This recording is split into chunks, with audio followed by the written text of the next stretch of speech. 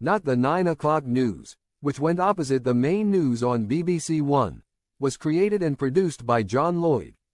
The 80s satirical show, Not the 9 o'clock news, should be revived, says one of the original writers, so it could take on, or even replace the Have I Got News for You.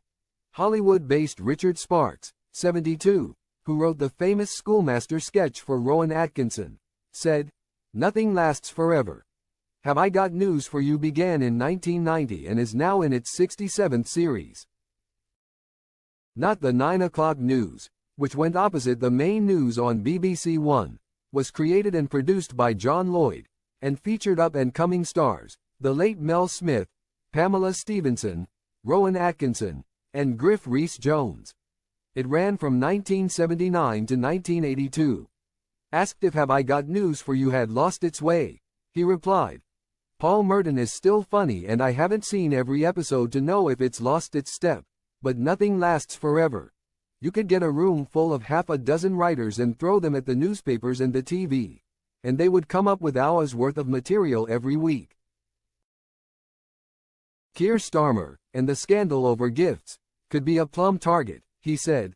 "All that stuff is just going to waste as material, isn't it? Absolutely, it's going to waste. What a wonderful sketch you could have about that. I mean, I could write it in 10 seconds and it writes itself.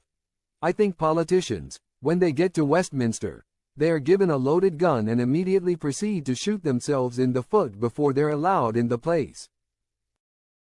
He added, "People love to see their overlords mocked. You know, we're paying for these guys.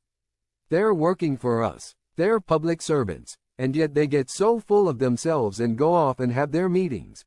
Asked about casting a new show, he said, "I know Rowan Atkinson is a once-in-a-generation talent. But just because that show was built around Rowan doesn't mean to say you can't now find 4 people who are equally good. And you could cast across the generations."